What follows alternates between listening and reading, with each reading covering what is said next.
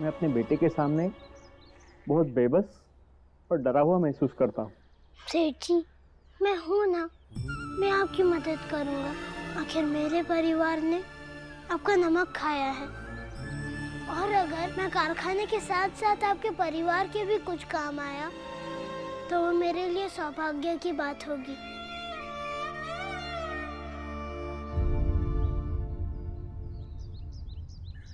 इधर आओ।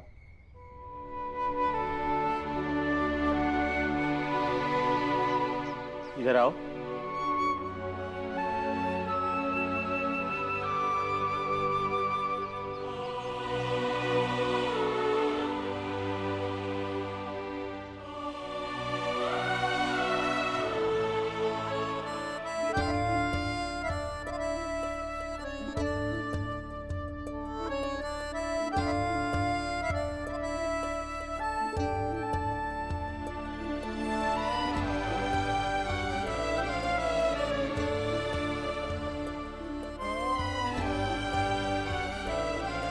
तुम बिल्कुल अपने बाबा पर गए हो। वो भी ऐसे ही बात करते थे। वही तेवर, वही आत्मविश्वास। बिल्कुल सही कहा सेठ जी आपने। हमें भी भीम हमारे बाबा की तरह ही लगता है। और आप निश्चिंत होकर उस रास्ते पर चलिए, अंत में आप ही की जीत होगी और मैं भी आपके साथ हूँ।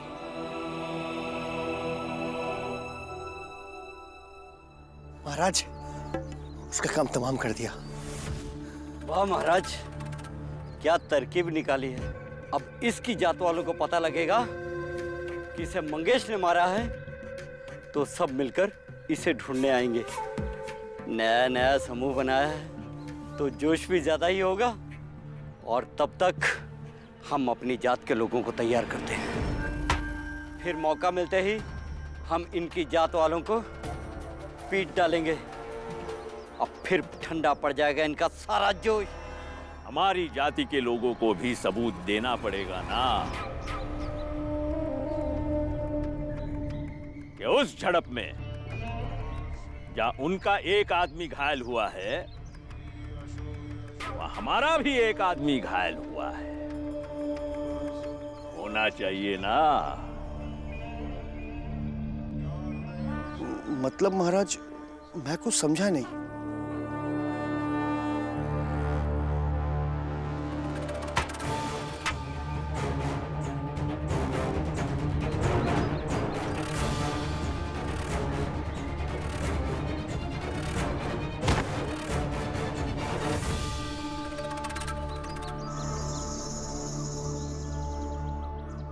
भीमराव,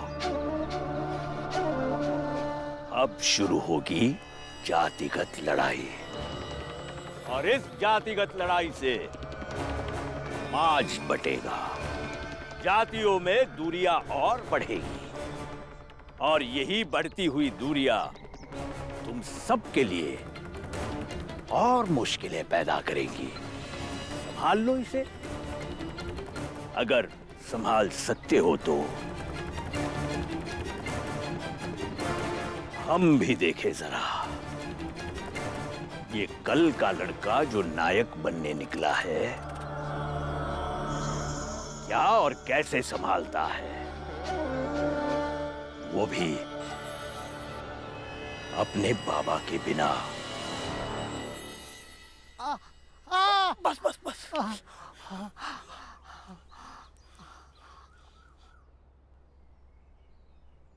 अब तो वही होगा जो तय हुआ था, और तय यह हुआ था कि हम सब एक दूसरे के सुख दुख में भाग लेंगे। और भाग लेने का यह मतलब नहीं कि हम सब उनके द्वारा दिए गए जख्मों पर मिलकर मरहम लगाएंगे। भाई पुरंजन, क्या सुना हुआ? तुम लोगों ने? वहाँ ऊंची जात के लोग इकट्ठा हो रहे हैं। वो कह रहे हैं कि फूलचंद ने उस चाय वाले मंगेश को मारा है। मैंने किसी को नहीं मारा है, झूठ बोल रहे हैं सब। मारा या नहीं मारा, उससे क्या फर्क पड़ता है? उसने तो मारा ना। अगर वो सब इकट्ठा हो रहे हैं तो हम भी आज अपनी जात वालों को इकट्ठा करते हैं और आज ढंग से उनसे लड़ ही लेते हैं। लेकिन ऐसे क्या लड़ना ठीक रहेगा? मैं क्या कह रहा हूँ कि एक बार भीमराव से पूछ लेते। अरे हाँ, पूछ ले। और ऐसे ही तुम लोग सब पूछते ही रहोगे। और उस भीमराव से क्या पूछोगे रे कायरो? और वो हमारा कर क्या लेगा? वो भीमराव तुम सबको अपनी बड़ी बड़ी बातें सुनाता है और तुम सब अनपढ़ गवार उसकी बातों में आकर उसके सामने सर झुकाकर खड़े हो जाते हो। पर अब क्या फायदा, आज तो हम तुम सबको निपटा ही देंगे। अरे ऐसे कैसे निपटा दोगे? क्या तुम यहाँ पे खड़े होकर धमकी देने से अच्छा है कि अपनी जात वालों को बचाने के बारे में सोच। चल चल। तू पहले अपना देख, जैसे उसका हाल किया है ना वैसे तेरा भी कर दूंगा। अरे कैसे कर देगा ऐसे? सबको फूलचंद समझा है क्या? आज तेरी ऊंची जात का नशा उतारता हूँ मैं। रुक रुक रुक जा, रुक अबे रुक।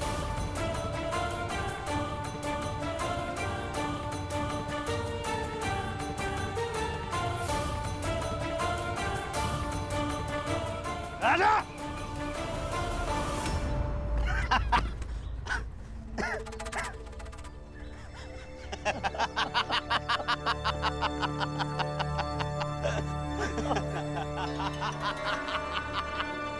मुर्गा फंस गया पंडित जी। मारो इस पापी को।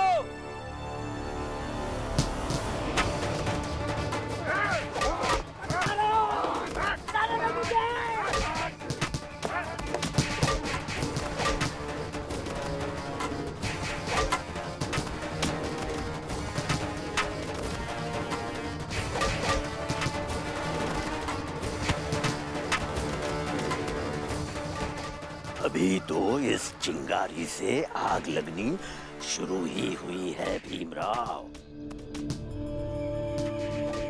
आगे देखो,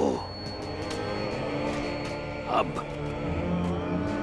क्या क्या चलता है और तुम क्या क्या बचा पाते हो।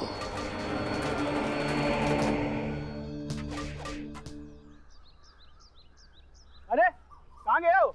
इधर ही तो आया था अभी।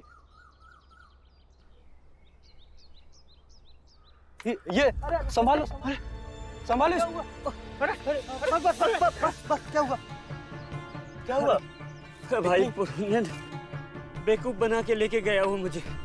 वहां पे वो 3-4 जन थे, मैं अकेला पड़ गया। बहुत मारा मेरे को उन लोगों ने। बस बस बस आराम से आराम से। पुरंजन, हिंसा किसी भी समस्या का हल नहीं है। ये लोग लातों के भूत हैं, बातों से नहीं मानेंगे। एक काम करो, अपने लोगों को इकट्ठा करो, बदला लेंगे। हाँ, अब यही करना पड़ेगा। चलो चलो। लेकिन ये तो गलत बात है ना, महाराज के कहने पर सेठ जी को ऐसे पीछे से नहीं मारना चाहिए था। अगर मैं मर जाता तो? लेकिन मरा तो नहीं ना।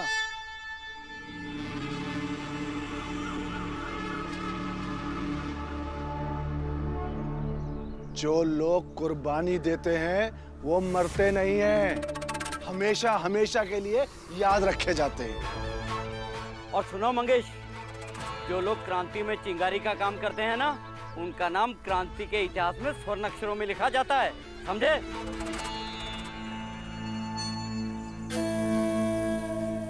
तो फिर जाओ और तैयारी करो। कल की सुबह सिर्फ हमारी जात बचेगी और वो भीमराव के जाति के लोग या तो सतारा छोड़कर चले जाएंगे या मार दिए जाएंगे, समझा?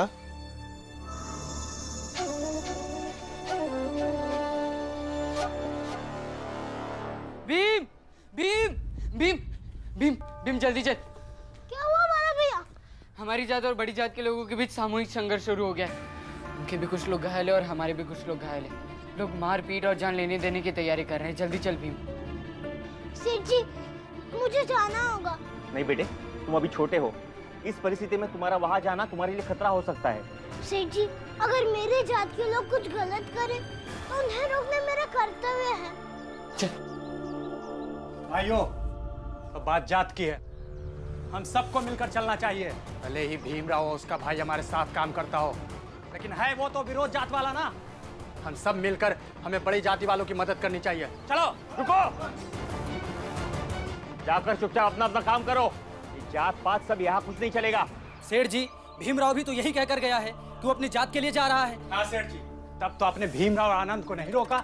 वो अपनी जात के लोगों को रोकने गया है, ना कि तुम लोगों की तरह अपनी जात के लोगों का साथ देने। तुम लोगों में से एक भी जन वहां नहीं जाएगा वरना मैं नौकरी से निकाल दूंगा। जाओ जाकर काम करो। जब बात रोजी रोटी की आई तो जात धर्म प्रेम सब कुछ भूल गए।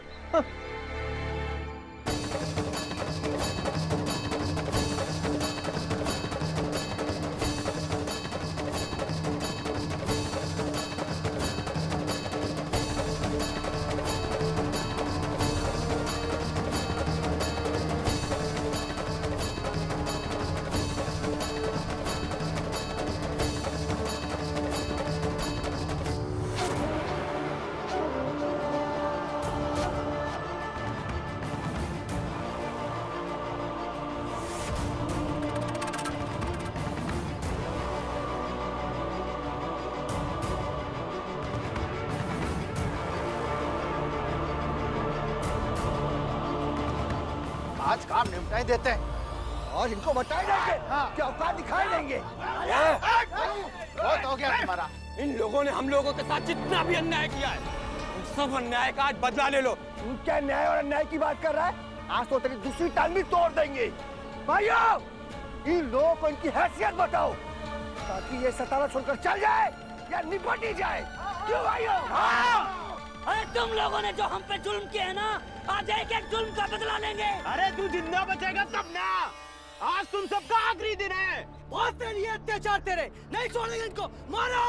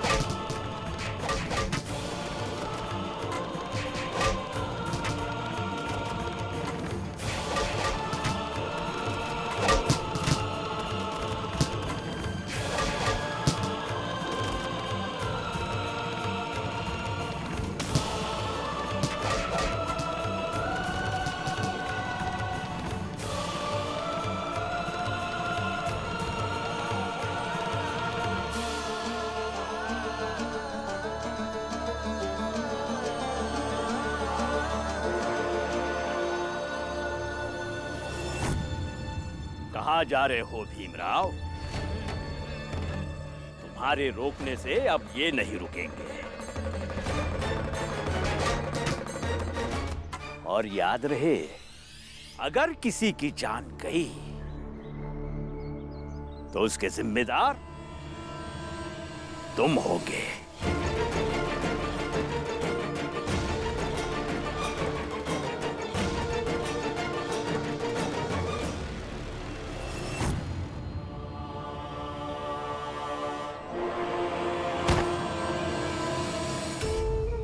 भीम,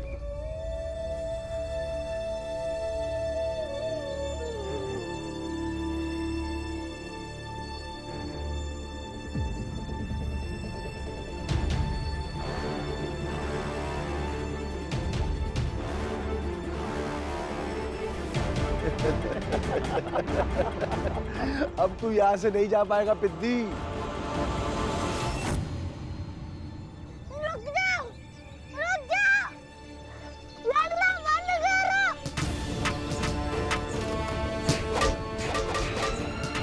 वो सब बहुत दूर है।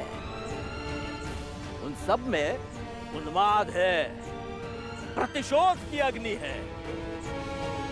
तुम्हारी आवाज वो नहीं सुन पाएंगे।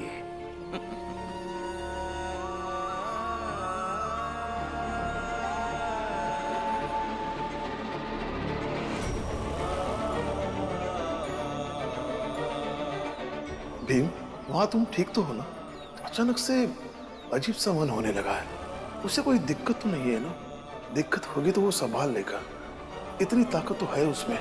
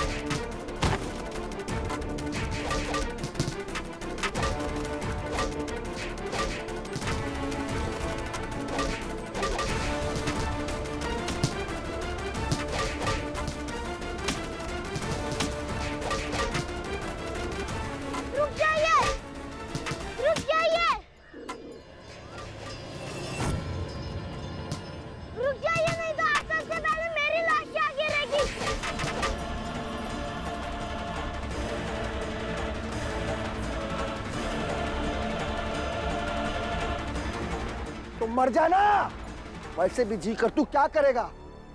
भीम, बेटा ये क्या कर रहे हो? जो भी हमारी जाति के लोग हैं वो सब पीछे हट जाइए।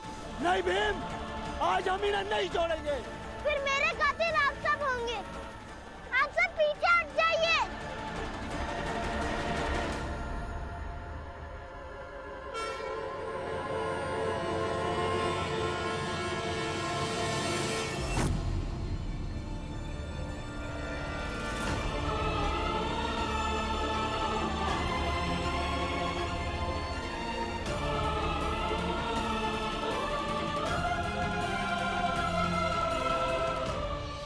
अरे बुज़दिलो, डर गए क्या? हिम्मत है तो आओ लड़ो हमसे। तुम लोगों को तुम्हारी औकात और ताकत दिखा देंगे। आओ।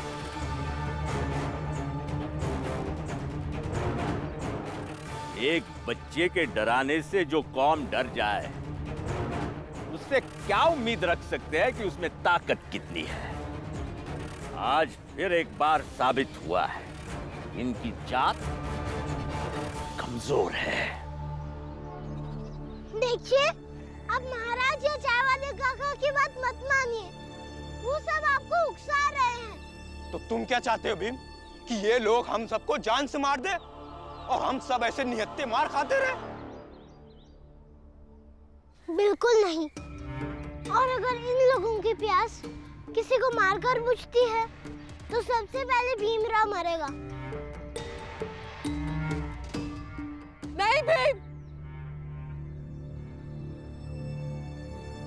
सबसे पहले इन्हें हमें मारना होगा। नहीं बुआ, रुकिए। इन्हें पहले मुझे मारना होगा। और आप सब मुझे थोड़ा भी मानते हैं तो इन्हें मुझे मारने दीजिए। कोई आगे नहीं आएगा। और अगर कोई आगे आया मुझे बचाने और आज के बाद मैं जिंदा रहा तो मैं किसी से भी कभी बात नहीं करूंगा।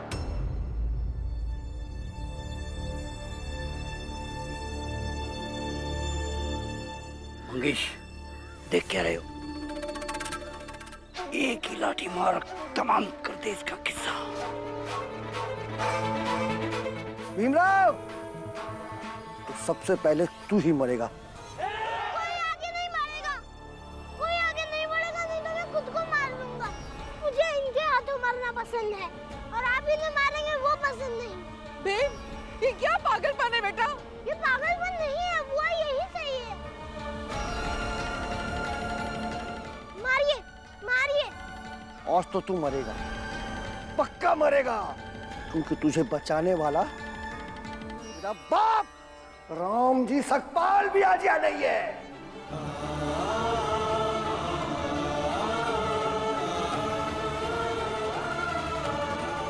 मुझे विश्वास है कि भीम अगर मुसीबत में होगा तो वो कुछ ना कुछ उपाय जरूर निकालेगा।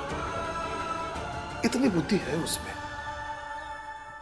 जा भीम, इस दुनिया में तेरा कोई काम नहीं है।